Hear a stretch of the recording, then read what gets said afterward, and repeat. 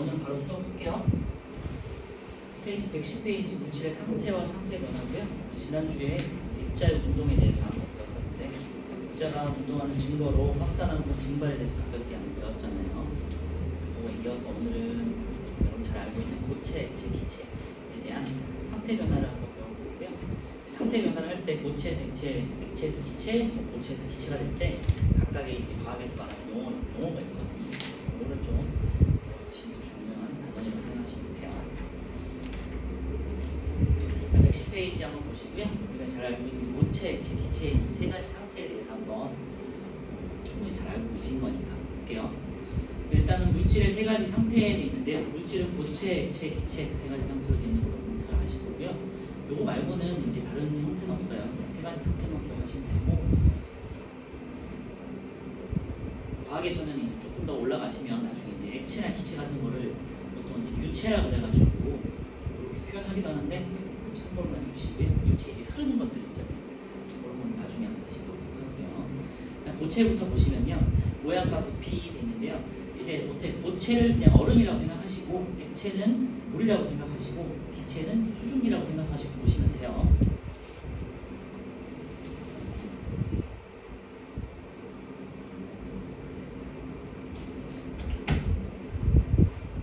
그래서 우리 물의 얼음을 생각하시면 돼요. 고체는 그래서 모양이 일정하고 부피가 일정하죠. 부피가 일정하다는 건요, 양이 일정하다고 생각하시면 돼요. 그리고 성질은요, 단단하다 돼 있죠. 당연한 성질이고, 압축되는 정도는요, 압축되지 않는다 돼 있는데 불렀을 때 들어가지 않잖아요. 그래서 이렇게 뭐 책상을 더 눌러보시면 압축되지 않는다라고 표현을 해요. 보통. 그래서 얘는 뭐 대표적인 이제 얼음, 플라스틱, 나무, 돌철, 소금 등 너무나 잘 알고 계시는 분들이죠. 액체는요, 이제 모양은 이제 변한다 돼 있죠. 거기다가 이제 체크해 놓으시면 될 것 같고요.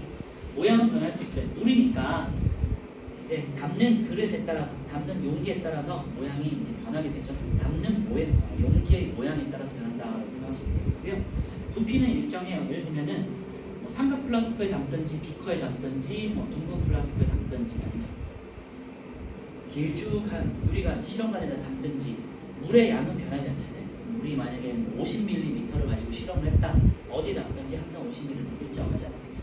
이런 거를 우리가 양이 일정하다고 하고요. 보통 이제 부피라는 표현을 써요. 그래서 모양은 변하지만 부피는 일정하다. 이게 이제 액체에 대한 성질이 되겠어요. 그리고 흐르는 성질 있죠. 거기다 이제 밑줄에 놓으시면 될 것 같고요. 고체는 뭐 당연하게 움직이지 않잖아요. 그래서 흐르는 성질이 없다라는 표현을 쓰고요. 액체와 기체는 이제 이동을 하기 때문에, 입자들이 자유롭게 이동할 수 있기 때문에 흐르는 성질이 있다라고 해요. 그리고 압축되는 정도도 여기서 보시면 뭔가 물은 압축될 것 같은데 압축되지 않는다는 표현을 또 써요. 참고로만 해주세요. 물도 압축되지 않는다. 그리고 얘는요, 물, 주스, 우유, 간장, 식초, 식용 등 여러분 너무 잘 알고 주변에 있는 흐르는 액체들이 많이 있죠. 기체 같은 경우는요, 이제 모양도 변하고 부피도 변해요. 모양은 당연히 담는 뭐 예를 들면 비닐백이라든지 풍선이라든지 등등등에 따라서 모양이 변할 수 있잖아요. 그림에서는 풍선에 담는다든지 아니면은 비닐 장갑 같은 데다가 넣었을 때 모양이 변할 수 있죠. 그래서 모양도 변한다. 체크해 놓으시고요. 그리고 부피도 변한다. 여기서의 부피는 이제 기체 같은 경우는요, 풍선을 생각하시면 되는데 풍선을 쭉 눌렀을 때 빵빵하게 있지만 이렇게 주변에서 눌러주면은 작아질 수 있죠. 그치? 왜냐면 이 기체들은 입자와 입자 사이 거리 굉장히 멀리 떨어져 있기 때문에 눌렀을 때 어느 정도 감소할 수 있어요. 그래서 참고해 주시고요. 그래서 모양이 변한다, 부피에 변한다, 이거 같이 기억해 두세요. 그리고 당연히 이제 흐르는 성질이 있다는 표현을 쓰고요. 압축되는 정도는 이제 풍선 생각하시면 되고, 이렇게 풍선은 눌렀을 때 압축이 되잖아요. 압축된다라는 표현을 써요. 줄에 놓으시고요.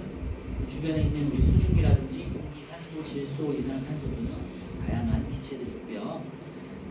기체의 성질은 담는 공간 혹은 뭐 용기, 그릇 등을 가득 채웠다라는 특징이죠. 예를 들면은 플라스틱 병을 기준으로 했을 때 플라스틱 병에 물 같은 경우는 딱 정해진 부피만큼, 물의 부피만큼만 찰 거 아니에요, 그죠? 그런데 플라스틱 병을 이제 빈 플라스틱 병을 주변에 두면요, 거기에 공기가 들어갈 거예요. 공기가 가득 찬다 생각하시면 되겠죠. 오른쪽에 플러스 강의가 있는데요. 입자 사이에 서로 잡아당기는 힘이 있는데요. 고체, 즉 기체에서 입자 사이의 거리가 어떻게 되느냐에 따라서 인력이 어떻게 되는지 이런 것도 나와 있는데요. 고체 같은 경우는 입자들이 다닥다닥 붙어 있는 상태잖아요. 이렇게 다닥다닥 붙어 있는 상태니까 서로 간에 가깝단 말이에요. 그러니까 서로 간에 굉장히 잘 잡아당기기 때문에 입자 사이의 거리가 그러니까 입자 사이에 잡아당기는 정도가 굉장히 강해요. 액체 같은 경우는요 조금 느슨하게 풀어져 있어요. 그래서 고체와 액체, 고체보다 조금 약하다라는 표현을 쓰고요. 기체는 입자 사이 거리가 굉장히 멀리 떨어져 있어요. 그러니까 입자 사이에 힘이 거의 작용하지 않는다라는 표현을 써요. 다시 말씀드리지만 고체 액체보다는 기체가 입자 사이 거리가 굉장히 멀리 떨어져 있기 때문에 입자와 입자 사이에 빈 공간이 굉장히 많이 있어요. 그래서 이렇게 누를 눌렀을 때 압축되는 정도도 있고 그 다음에 부피도 변한다라는 표현을 쓴다는 거 참고해 주시면 될 것 같아요. 밑에 이제 2번에 물질의 상태에 따라 특징이 다를 거다 돼 있는데요. 참고로만 해주시면 될 것 같아요. 물질의 상태에 따라서 입자 사이의 상대적인 거리, 그죠? 고체에 비해서는 액체에 비해서는 기체가 상대적으로 굉장히 입자 사이가 멀리 떨어져 있다고 했죠. 그리고 입자별의 불규칙한 정도도 있는데요. 보통 이제 고체를 입자가 굉장히 규칙하다고 표현을 쓰고요. 매우 규칙적이다라는 표현을 쓰고 액체 같은 경우는 고체에 비해서 불규칙하다. 그 다음에 기체 같은 경우는 매우 불규칙하다라는 표현을 써요. 입자의 운동성도 고체 같은 경우는 입자들이 다닥다닥 붙어 있으니까 제자리에서만 이렇게 진동을 한다고 했죠. 근데 액체는 어느 정도 떨어져 있기 때문에 비교적 자유롭다는 표현을 쓰고요. 기체 같은 경우는 입자들이 매우 떨어져 있기 때문에 아주 혹은 매우 자유롭다는 표현을 써요. 입자의 운동성이. 자, 오른쪽에 우리 가볍게 1, 2번 한번 풀어볼게요.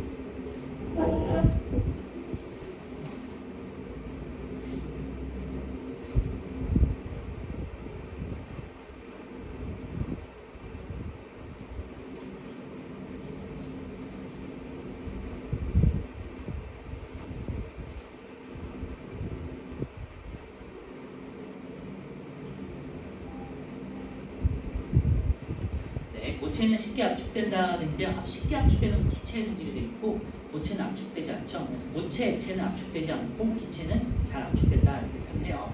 액체는 흐르는 성질이 있죠. O가 되겠고요. 기체는 담는 그릇에 따라서 모양과 부피가 변하겠죠. 그러니까 X. 액체와 기체는 흐르는 성질이 있죠. O가 되겠고요. 그래서 보통 과학에서 나중에 이제 우리 뭐 고등학교 가시면은 규체라고 해가지고 흐르는 이제 액체, 기체에 대한 성질을 가지고 다시 배우게 돼요. 고체와 액체는 담는 그릇에 따라서 부피가 변한다 돼 있는데요. 고체도 그렇고 액체도 그렇고 부피가 변하는 건 아니죠. 부피라는 거는 양이라고 생각하시면 돼요. 양이 변하는 건 아니죠. 그래서 5번에 X. 고체 상태, 액체 상태, 기체 상태의 물질이 되는데요. 기억부터 차례로 부를게요. 철은 고체가 되겠고 식초는 액체죠. 산소는 기체가 되겠고 설탕은 고체가 되겠고요. 설탕 보통 이제 가루도 여러분들 고체예요. 우유는 액체가 되겠고요. 식용유 액체고 플라스틱은 고체고 이산화탄소는 기체예요. 여기서 뭐 모르는 물질이라든지 상태 혹시 있으신 분 질문해 주시고 없죠?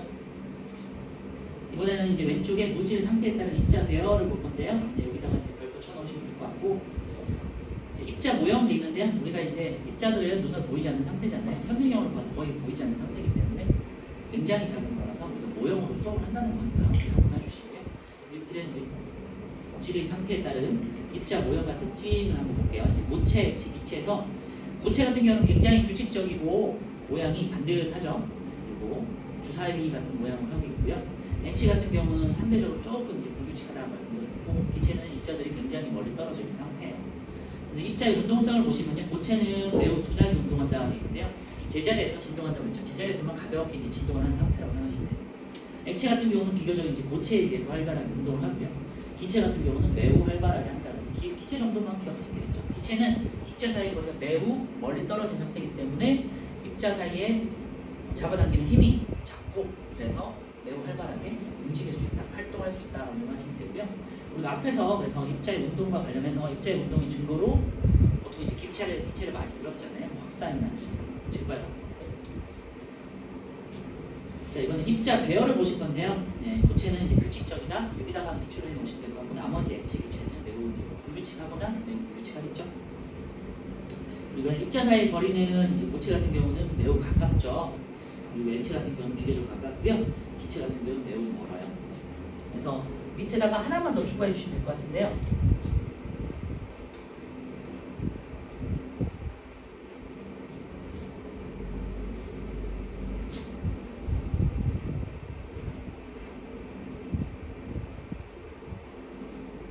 입자 사이의 인력이라고 한번 적어주시고 밑에 빈칸 있잖아요.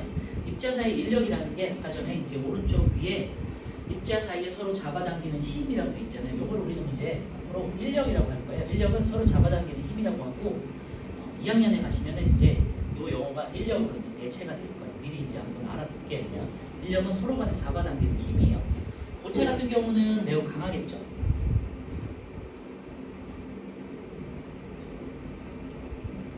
액체 같은 경우는 고체에 비해서 비교적 이제 약하겠죠. 그래서 고체보다 약함이라는 표현을 쓰고요.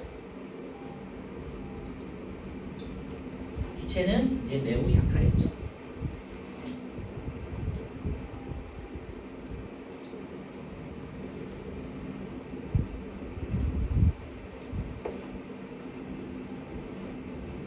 그래서 입자 사이가 굉장히 가깝기 때문에 입자 사이의 인력이 매우 고체 같은 경우는 강하고요.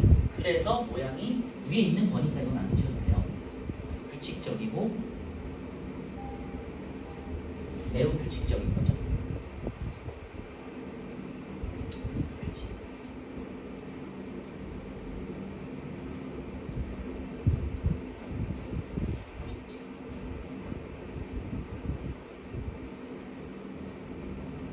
그래서 앞으로는 그걸 같이 할 거예요. 거리에 따라서 인력이 어떻게 작용이 되고 모양이 규칙적이냐 아니면 불규칙적이냐. 그 다음에 이제 운동성이 활발하냐 활발하지 않다. 뭐 이런 식으로 이제 갈 거예요. 알겠죠? 그래서 고체 같은 경우는 다시 정리하면요. 입자 사이 거리가 가까우니까 인력이 매우 강하고요. 그래서 모양이 매우 규칙적이니까 운동성이 거의 없죠. 제자리에서 진동만 한다는 거고요. 기체 같은 경우는 입자 사이 거리가 굉장히 멀기 때문에 인력이 굉장히 매우 약하잖아요. 잡아당기는 힘이 약하니까 모양이 매우 불규칙적이고 입자의 운동성이 굉장히 활발하다. 이렇게 논리적으로 하나로 가셔야 돼요. 아시겠죠?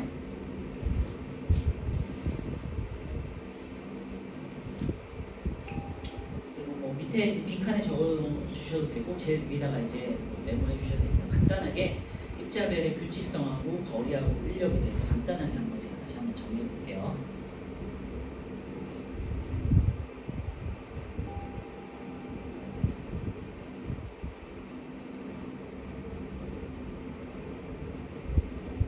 입자 배열의 규칙성이라고 해가지고 규칙적인 정도는 그냥 한 번에 정리해 보는 거예요. 고체보다는 당연히 액체가 불규칙적이고 액체보다는 기체가 매우 불규칙한 거 다시 한번 이제 비교해 보고요. 그다음에 입자 사이 거리,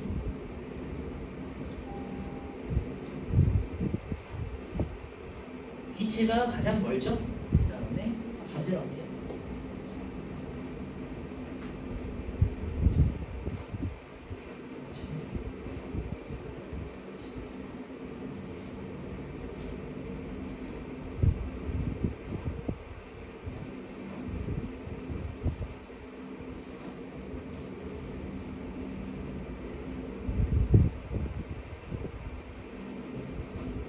그래서 입자 사이 인력은 거리하고 이제 반비례되는 거기 때문에 입자 사이 거리가 멀면 멀수록 인력은 작아진다는 걸 한 번에 이렇게 정리할 수 있겠죠.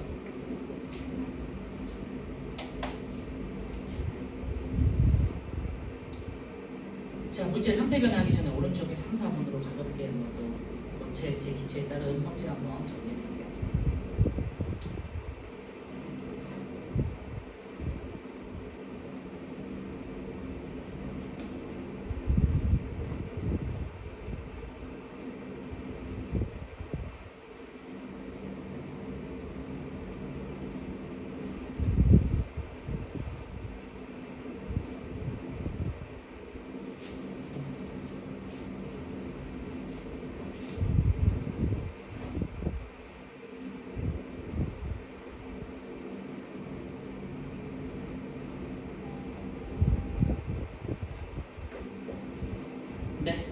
고체가 되겠고 나는 액체, 나는 기체가 되겠죠. 앞으로 그래서 이제 문제를 보실 때 이렇게 그림이 주어지는 경우가 많이 있어요.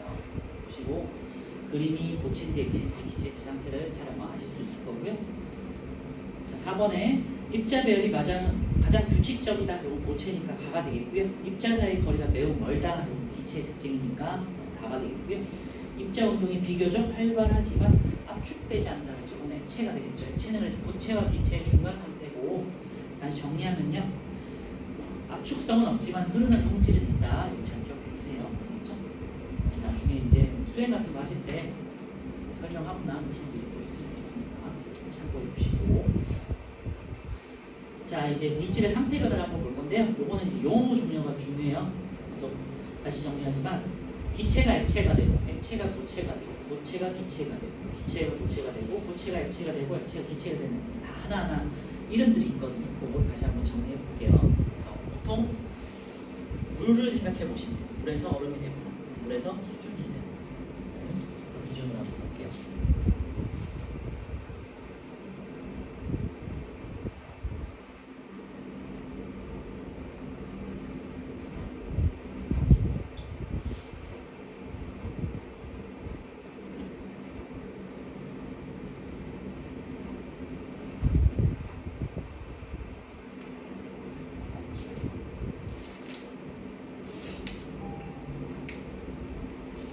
자, 일단은 제가 일렬로 한번 정리를 해볼게요. 책과 다르게.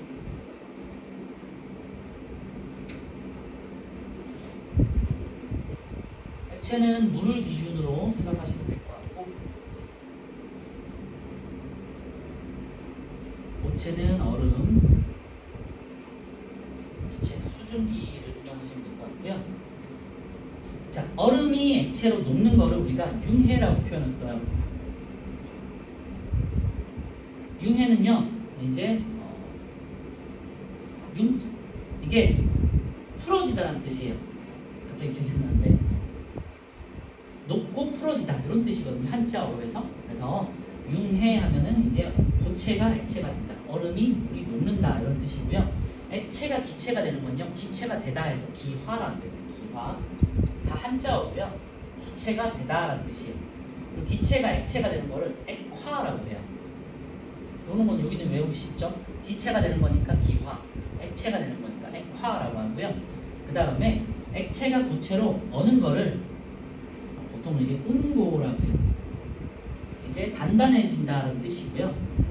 응자는 응집하다. 그래서 뭉쳐서 고체가 된다 이렇게 생각하셔도 되고, 단단해지다 이렇게 생각하시면 돼요. 뭉쳐서 단단해진다, 뭉쳐서 응집된다 이런 뜻이에요.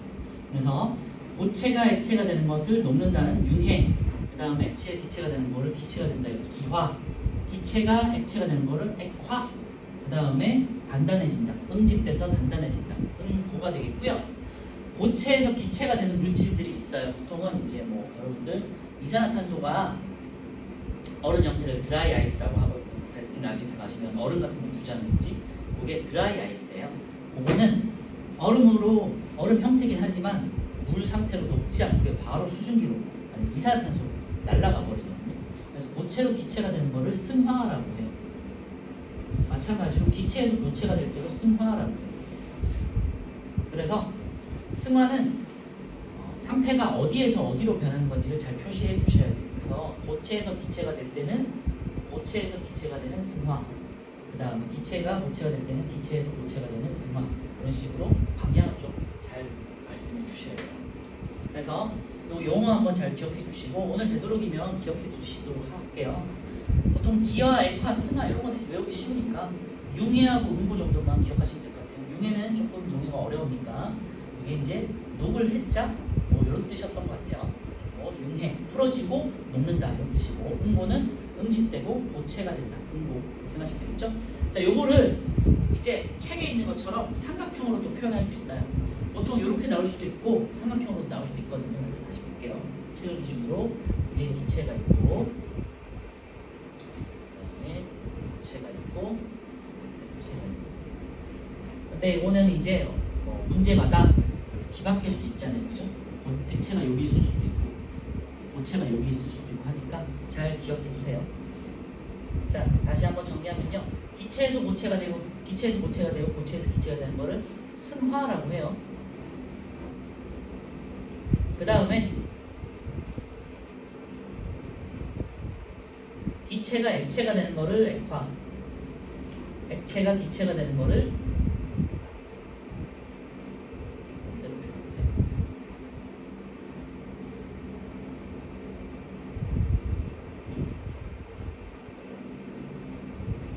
기화, 액화.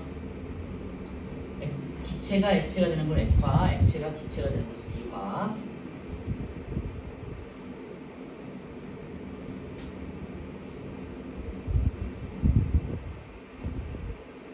액체가 고체가 되는 거를 화살표.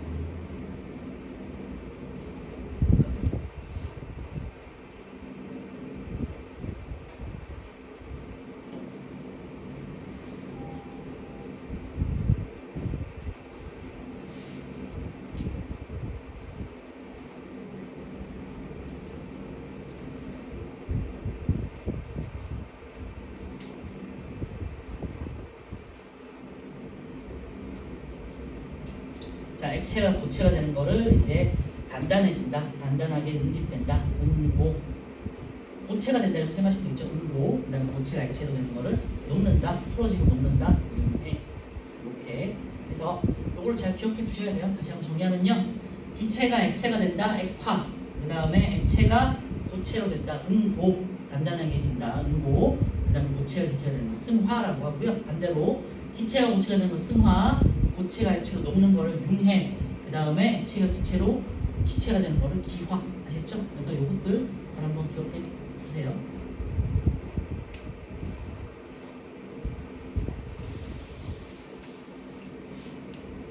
그래서 이거 잘 기억해 두시고요. 물질의 상태 변화는 책을 한번 다시 보시면요.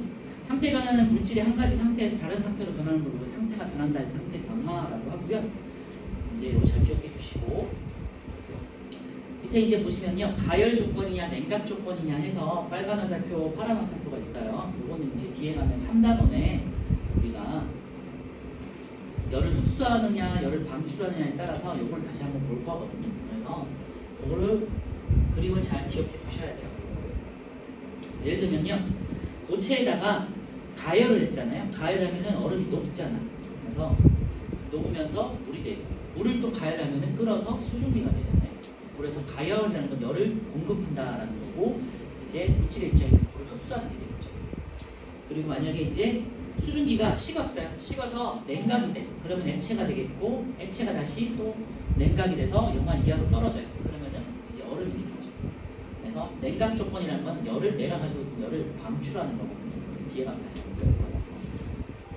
자, 오른쪽에 이제 가열할 때 일어난 상태 변화에서요. 이제 고체에서 액체, 액체에서 기체가 될 때 융해, 기화, 승화 이런 것들이 나와 있고요. 그래서 왼쪽에서 지금 고체에서 액체, 기체 쪽으로 가는 요 왼쪽의 조건들은요. 이제 열을 공급하는 거예요. 이걸 우리가 가열이라고 하고요. 그다음에 물질의 입장에서는 열을 흡수하는 거예요. 보통 우리가 뒤에 가면 말할 텐데 흡열이라는 표현을 써요. 그리고 이번엔 오른쪽에서 왼쪽으로 기체에서 액체가 되고 액체에서 고체가 되는 건요. 열을 뺏는 거잖아요. 그래서 열을 이름 돼 있고요. 이거는 냉각 조건이 되겠죠. 그래서 얘네는 열을 방출하는 거고요. 과학에서 보통 발열이라고 표현하고 뒤에 가서 이제 배울 거거든요. 그냥 미리 이 정도고 참고를 해주시면 될 것 같고요. 가열할 때 일어나는 상태 변화에는 열 흡수 혹은 흡열 정도만 체크해 놓으시면 될 것 같고 밑에 이제 냉각될 때 일어나는 상태 변화에는요 열을 방출 혹은 발열 이렇게 체크해 놓으시면 뒤에 가서 하실 때 조금 더 쉽게 이해가 될 거고요. 밑에 있는 이제 물질의 상태가 변할 때 물질의 성질 변화가 있는데요. 물질의 성질은 변하지 않는다가 이제 결론이고요. 왜냐하면 물질을 구성하고 있는 예를 들면은 물을 기준으로 했을 때 물이라는 거는 뭐 아시는 분도 있겠지만 H2O라고 표현을 해요. 보통 문자로 수소 2개, 산소 1개로 이루어져 있는데 물질의 상태가 변한다. 그래서 물이 얼음이 되거나 물이 수증기가 되거나 상태는 액체에서 얼음, 액체에서 기체가 됐지만 물을 구성하고 있는 H2O라는 거는 변하지 않거든요. 그래서 수소가 항상 2개, 산소가 항상 1개라는 건 변하지 않나요. 그래서 물질의 입자들의 종류와 개수가 변하지 않기 때문에 상태가 변해도 성질은 변하지 않나요. 그래서 뭐 물의 대표적인 성질은 푸른 염화 코발트 종이를 붉게 만든다 이런 것들 있잖아요. 그래서 얼음을 갖다 해도 붉게 변하고요. 수증기를 쐬도 붉게 변해요.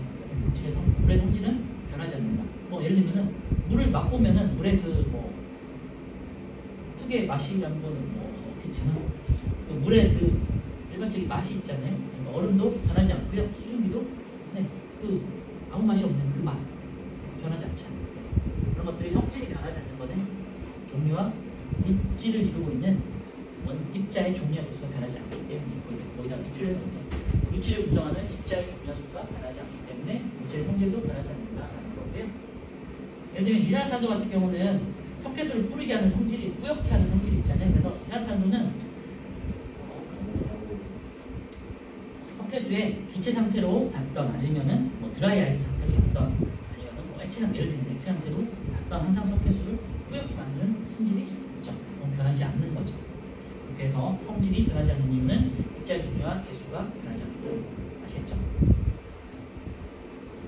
지금 오른쪽에 오리번 한번 풀어볼게요.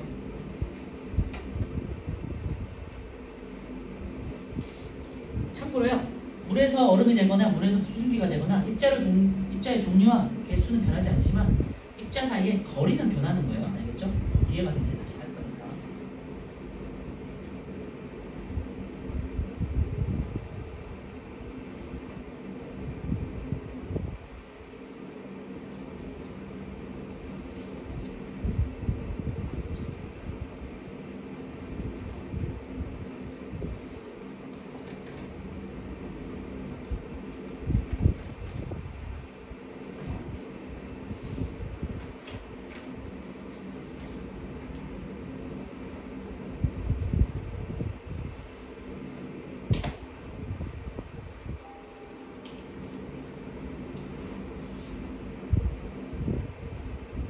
상태 변화에 대한 용어는 오늘 되도록이면 외우도록 하시고요. 6개밖에 안 되고 승화 뭐 빼면은 사실은 4개인데 액화, 기화, 액화 빼면은 사실 2개만 외우면 되잖아요. 그치? 융해하고 농도가 좀 용어가 어려우니까 한자어라서 풀어지고 녹는다라는 뜻이 융해고요. 풀어질 융, 녹을 해 였던 것 같아요. 그래서 융해 풀어지고 녹는다. 응고는요 단단하게 응집된다 이런 뜻이거든요.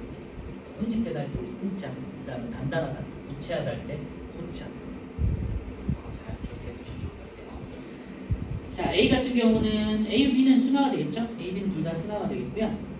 자, CD에서 액체가 기체가 되는 C는 이제 기화가 되겠고요. D는요, 기체가 액체가 되는 거죠. 액체가 되는 거니까 액화가 되겠죠. E와 F는요, 고체가 액체가 되는 거는 E는 융해, 액체가 고체되는 건요, F는 응고가 되겠죠. 자, 가열할 때 일어나는 상태 변화가 있는데요. 얼음을 한번 생각해 보세요. 얼음이 녹아서 물이 되고 물이 녹아서 기체가 되는 수증기가 되는 거. 그래서 가열할 때 일어나는 상태 변화는요. B, E, C가 되겠죠. B, E, C. 그 다음에 냉각할 때는요. A, 그 다음에 D, F가 되겠죠. 네, 냉각이라는 거는 이제 차갑게 식힌다라는 뜻이죠.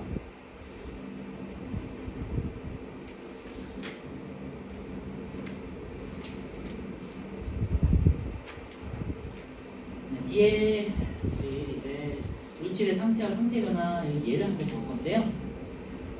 112페이지고요. 그러면 지금 했던 이 6가지 상태 변화에 대한 예를 한번 볼게요. 자, 한번 일상생활에서 있는 예들이니까 생각해 보세요. 자, 가열 조건을 볼게요.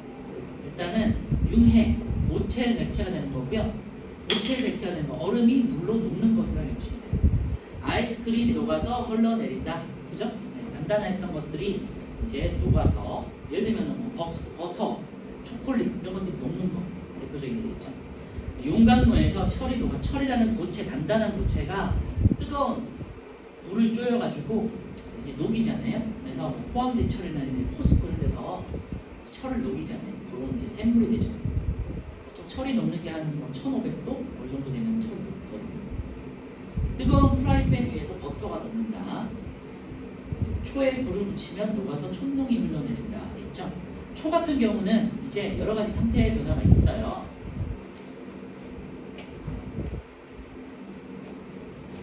한 3가지 정도가 있는데, 초가 이렇게 있는데, 초가 불을 붙이면 이렇게 녹죠? 그래서 녹아서 이렇게 녹는 부분이 있는데, 여기가 이제 융해가 되겠고요.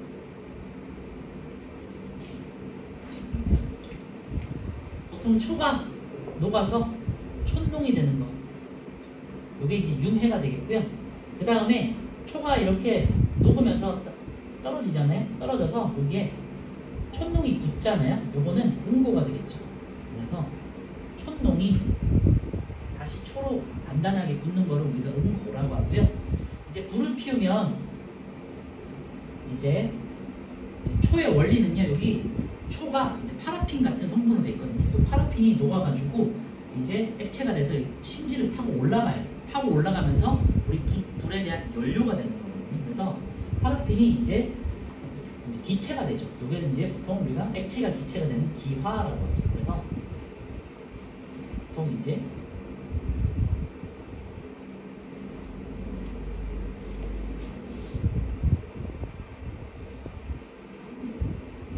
그냥 촛농이 기체가 되는 거. 그래서 3가지 정도가 있으니까 참고해 주세요. 우리 불을 붙였을 때 액체가 녹아가지고 고체가 액체가 녹는 이 부분 초가 녹아서 촛농이 되는 걸 융해라고 표현할 수 있고요. 그 다음에 촛농이 다시 떨어져서 붙는 거 응고라고 할 수 있죠. 촛농이 다시 초로 붙는 거. 그리고 이제 촛농이 액체 상태로 이제 심지를 타고 올라가가지고 불에 이제 가열돼가지고 이제 날아가는 거. 연료를 공급하고 날아가는 부분. 그래서 이거를 이제 기화라고 할 수 있죠. 그래서 초에도 이렇게 3가지 상태의 변화가 있으니까 참고해 주시고, 그 오른쪽에 있으니까 참고해 주세요. 양초의 상태 변화해서 있으니까 읽어보시면 될 것 같고요.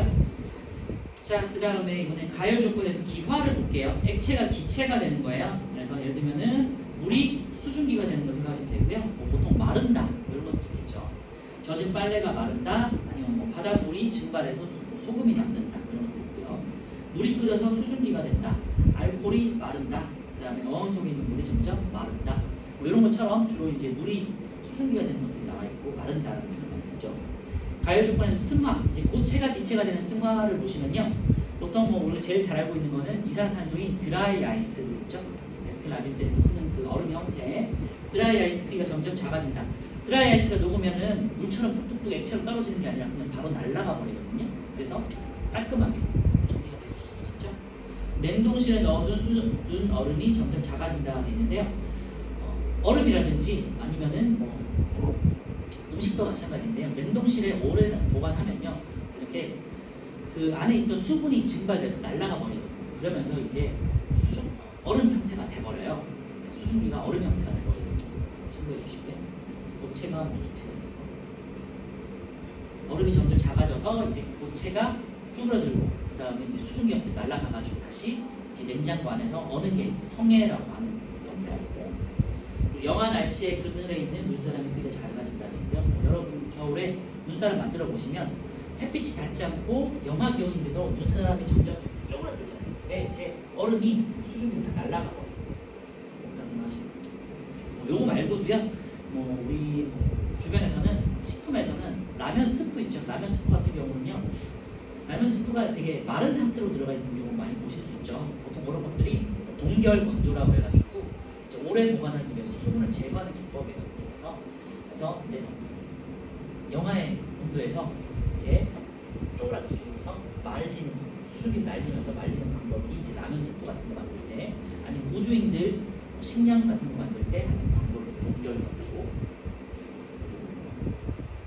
황태라고 해가지고 겨울에 이제 명태를 바깥에다가 눈 오는 날 말리는 방법이 있거든요. 그러면은 이제 수분만 좀 조금씩 빠져나가면서 쫀득쫀득해지게 말리는 방법이 있어요. 그런 것들을 우리가, 아니면 방건조 방법, 오징어 방건조 이런 게 이제 고체에서 기체로 말리는 이제 승화가 되겠죠.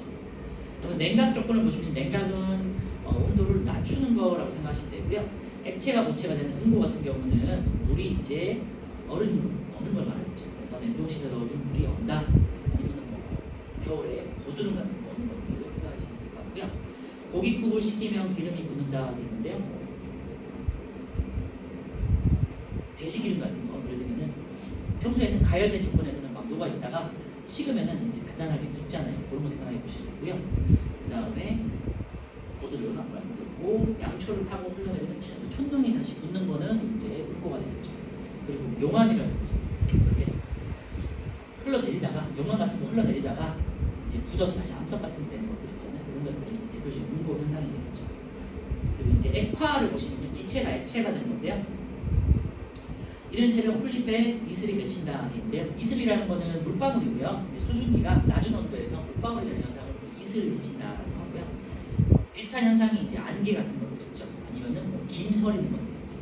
안경 낀 친구들은 이제 우리 겨울 같을 때 김이설이잖아요. 그게 수증기가 물방울이 되는 거예요. 그래서 김, 설이, 김, 이슬, 김, 그다음에 안개, 구름 이런 것들은요 수증기가 물방울이 되는 거예요. 구름도 마찬가지예요. 그리고 얼음을 담긴 컵 표면에 물방울이 맺힌다 이런 것들. 그다음에 여러분 목욕탕이나 사우나 같은 데 가시면은 거기에 천장 같은 데 물방울이 다 맺혀 있잖아요. 이런 것들이 다 수증기가 물방울로 변하는 현상이라고 생각하시면 돼요.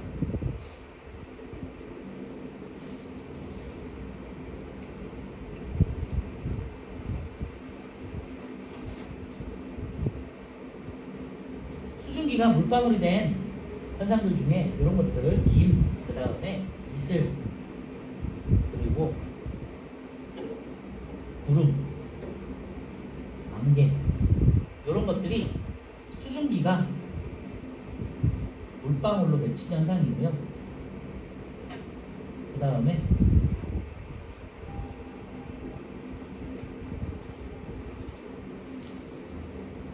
밑에 이제 할 건데요. 수증기가 영하의 조건에서 액체가 되지 않고 바로 이제 얼음이 되는 것들이 있거든요.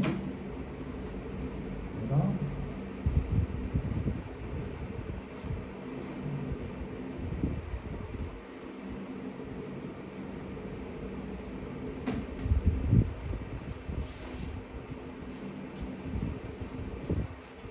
요 세 개는 이제 기억할 건데요. 한번 책으로 다시 한번 보고 말씀드릴게요.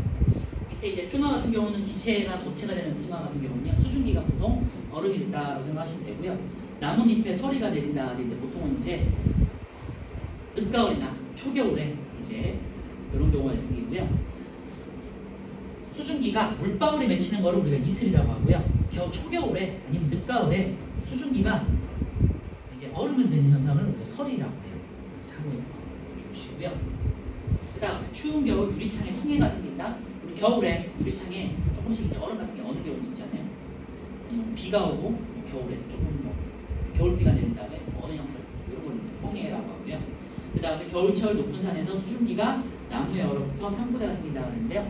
뉴스 같은 데 가끔씩 이제 겨울에 태백산, 설악산 이런 데서 눈이 온 다음에 그 다음에 눈꽃이 핀 걸 보여주는 경우가 있거든요. 이거는 눈의 주변에 있는 수증기들이 달라붙어가지고 이제 나무까지 꽃처럼 피는 경우가 있어요. 이런 걸 상고대라는 표현을 써요. 그래서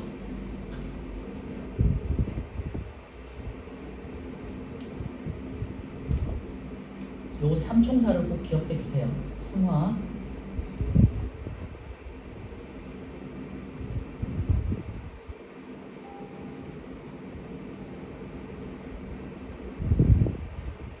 수증기가 얼음 형태로 바로 얼어버리는 거를 우리가 설이, 성해, 상고대, 삼총사 꼭 기억해 주시고요. 액화 같은 경우는요, 우리 이제 김, 우리 이제 물을 끓였을 때 나오는 그 부분 있잖아요. 그게 이제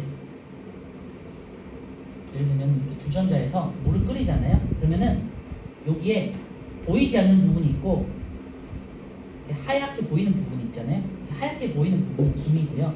보이지 않는 부분이 수증기예요. 그래서 막 물이 끓었을 때 주전자 입구에서 바로 보이지 않는 투명한 부분은 기체 형태에 가서 수증기가 되겠고요. 그리고 조금만 떨어져서는 얘들이 하얗게 보이잖아. 이게 김인데 요거는 물방울이에요. 그래서 김은 수증 기체가 아니라 액체다. 알겠죠?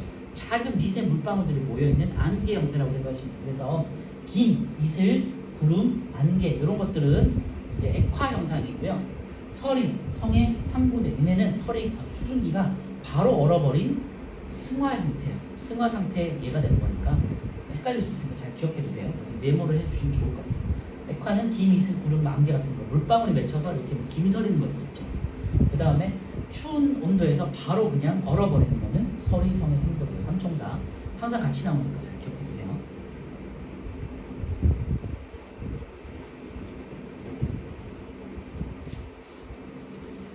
네, 오른쪽에 보시면 이제 양초의 상태 변화 김을 지금 말씀드린 다시 한번 볼 건데요. 양초에 불을 붙이면 이제 고체 양초가 녹아서 촌농이 된다. 이건 윤회 현상이 되겠죠. 고체가 액체가 되는 거. 촌농이 심지를 타고 올라가서 심지 끝에서 기체가 되어 이제 연료가 돼서 타는 거겠죠. 이거는 이제 기화가 되겠고요. 액체가 기체가 되는 거. 촌농이 아래로 흘러내리면서 이제 다시 바로 식어버리죠. 이게 응고가 되겠고 촌농이 초가 되는 액체가 고체가 되는 거겠죠. 그리고 김을 보시면요. 밑에 이제 주전자 입구 바로 이제 입구 부분은 투명하잖아요. 여기는 이제 기체가 되겠고요. 그 위에 이제 하얗게 된 부분들 있죠. 요거는 이제 수증기가 아니라 물방울이라는 거예요. 요거를 이제 김이라고 해요. 그래서 김과 수증기는 다른 거다. 알겠죠?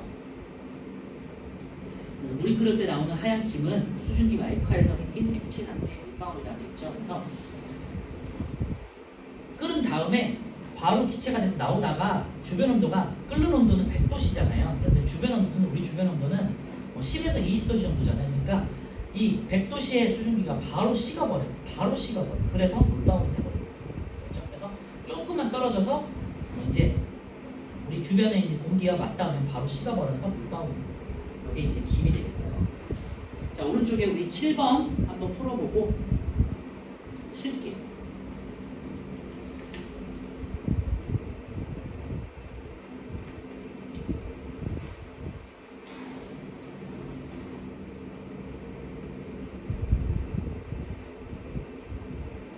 상태 변화에 의해서는 액화 현상에 아까 전에 말씀드렸던 그 수증기가 물방울이 되는 거랑 승화에서의 수증기가 얼어붙어서 얼음이 되는 거 세 가지 것들이 좀 헷갈릴 수 있으니까 그것만 잘 구분해 주실 수 있으시면 돼요. 그리고 지금 7번 같은 얘는 왼쪽 보면서 한번 풀어보세요. 어차피 당장 외운다고 외우시는 건 아니라서.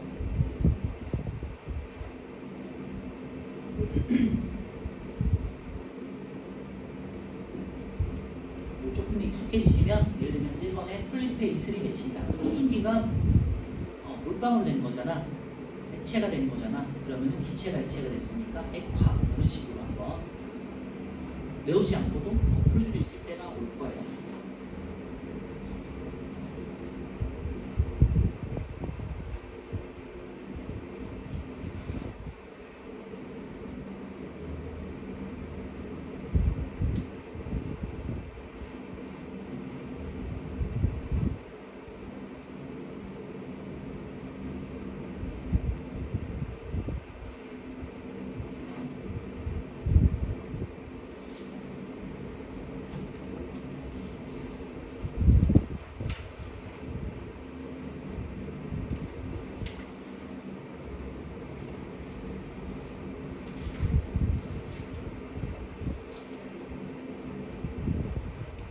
풀잎에 이슬이 맺힌다 말씀드렸지만 이제 액화가 되겠죠. 수증기가 물방울이 되는 거니까 물이 끓어서 수증기가 된다. 물 액체가 수증기 기체가 되는 건 기화가 되겠고요. 겨울철 처마 끝에 고드름이 생긴다 돼 있는데요. 고드름 같은 경우는 이제 액체가 얼음이 되는 거죠. 그러니까 음고가 되겠고요. 성해 같은 경우는 우리 외우자로 그랬죠. 설이 성에 상고되는 수증기가 바로 얼어버리는 이제 승화. 용광로에서 철이 녹아서 쇳물이 된다. 철은 고체고 쇳물은 액체니까 융해가 되겠죠. 풀어서 녹는다. 융해. 냉동실에 넣어둔 얼음이 점점 작아진다는 얘기예요. 얼음이 수증기가 되는 거거든요. 이거는 이제 승화가 되겠죠. 네, 보셨다가 이제 입자